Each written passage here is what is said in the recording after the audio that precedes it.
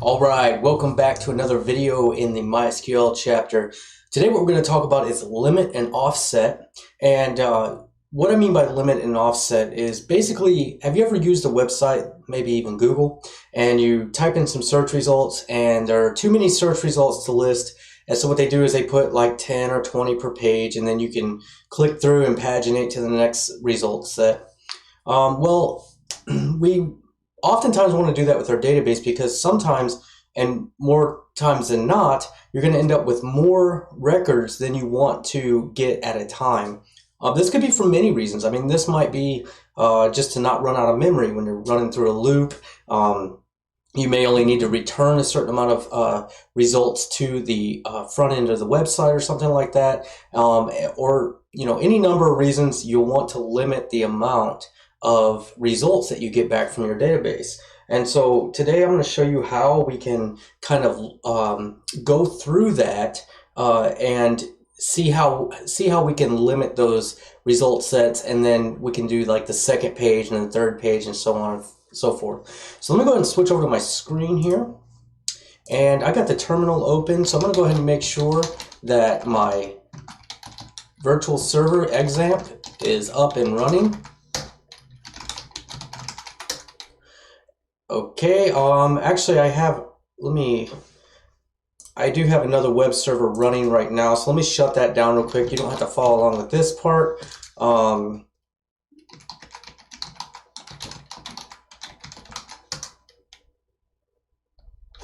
Okay, so here we go. Now my server is up and running, so let's go ahead and connect to MySql. In order to do that, opt lamp bin mysql-u root, and now I am connected to my database server with my command prompt here. But we've been using the database that we created called db, so we're going to go ahead and type in use db, and now any kind of commands that we put in here, any queries, it will assume this database. So now that I have this, let's go ahead and show our tables. Just want to refresh us of what's in our database, and we have one table called users. So I'm going to go ahead now and just describe users, and now you can see we do have our field list here, and we have several rows that we've inserted. So if I do select all from users, now you can see I have 7 rows in my table. You may have more or less depending on how many you inserted while you were following along. But let's make sure we have a good group here. You may want to add a few more, but let's make sure we at least have more than 5 because we're gonna go ahead and show some different limiting and offsets.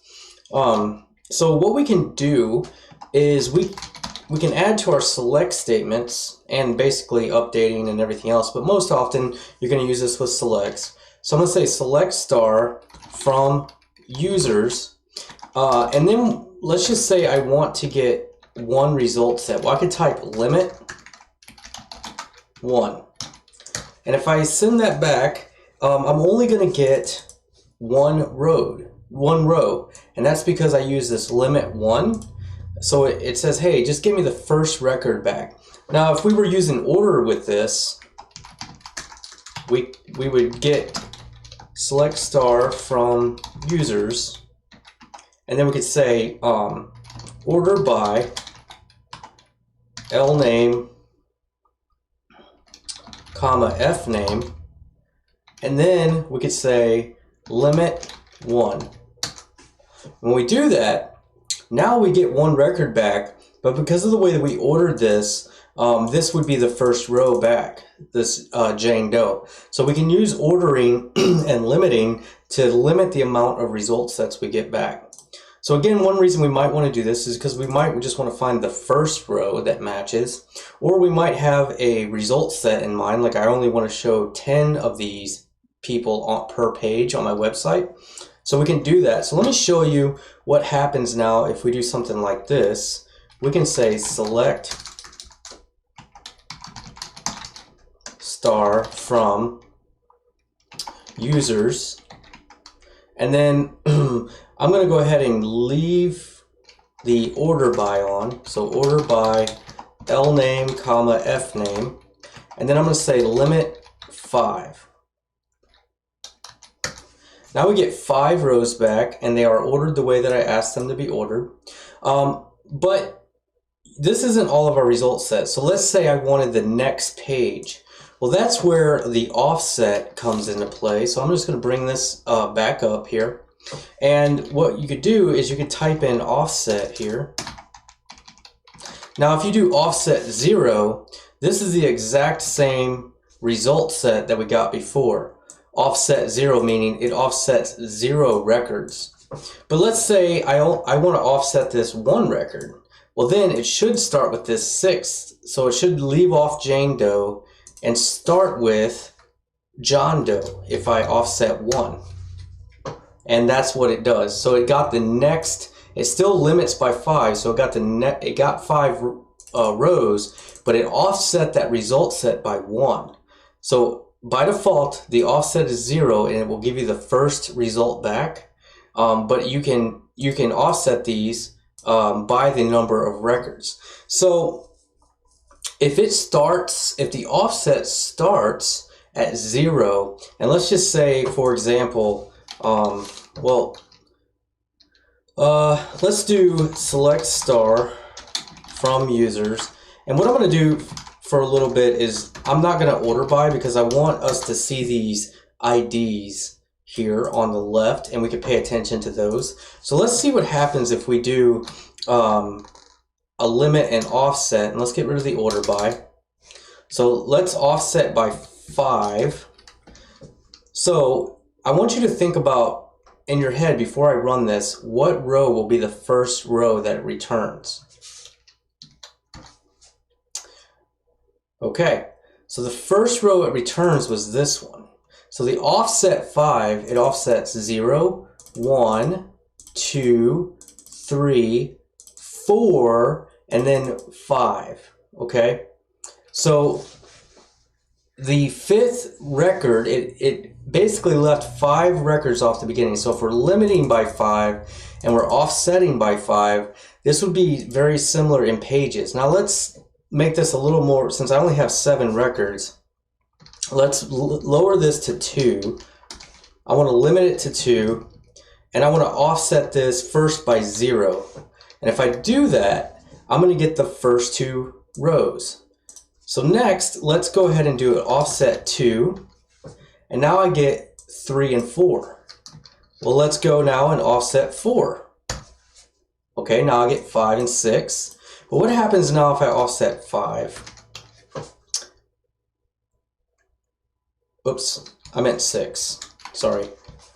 I get just 1 row here, and it's the 7th one because there are no other rows. Now if I go above that and I say 8, I don't have enough rows in my database to support that, and we get back an empty data set. Okay, so you will want to know how many you have in your set. So I'll show you that next too, because oftentimes what you'll want to do is you'll want to find out how many total rows you have that match your query, and then you can set up in your like PHP or whatever you're doing, you can set up, say, hey, I want to get back 10 rows at a time, and then page 1 would be offset 0. Page 2, you would times that by your limit. So page 2 would be offset 10, page 3 would be offset 20, and so on and so forth, and you will get 10 rows, and then you wouldn't get the same row again. So I hope that makes sense. The offset offsets the number of rows, and then the limit is how many rows it's going to show. There is a shorthand for this I want to show you though, and you could just do, instead of typing limit and offset, you could do your offset first and then your limit offset. So you type limit still, and then you do 0, 5, and this is the same syntax, or it's the same as putting limit 5 offset 0. Okay, this is just shorthand, so you don't have to type out limit and offset if you don't want. you can do it with just the limit keyword and then a comma, 0, 5. So again, if I wanted to offset it by 2, then here I get 5 rows back because it limits it by 5, but I offsetted it by 2. So that's two different ways to write limit and offset. You'll see it like this quite often in documentation, but you can type out limit and offset like this, which I find to be very helpful if I'm doing something programmatically and I'm doing pagination. I will often set offset explicitly. You don't have to. I just think it reads a little nicer. But again, this is very acceptable and probably the most common way to do it. All right, I want to show you too, because I just mentioned that you might need to know how many rows are in your database in order for your program to know how to offset and limit these. And so I want to show you that really quick. What you can do is you can type select, and then instead of star, we can actually use the count function. So we're going to put it in parentheses, and we're going to put the star right there. So select count, and then we're going to say from users, and I'll hit enter, and now we get back a result, and this tells us how many rows are total that match our criteria. So we could do the same thing, and we can add a where clause here, and I could say where, you know, where L name is equal to doe, and now the count is 2.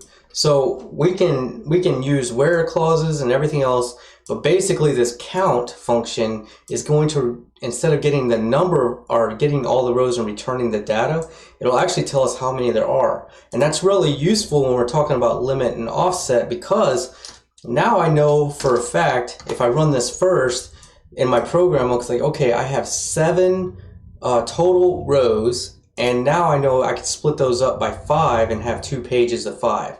So I wouldn't try to go and get another result set for offsetting for the 3rd page, because I know there wouldn't be enough to do so.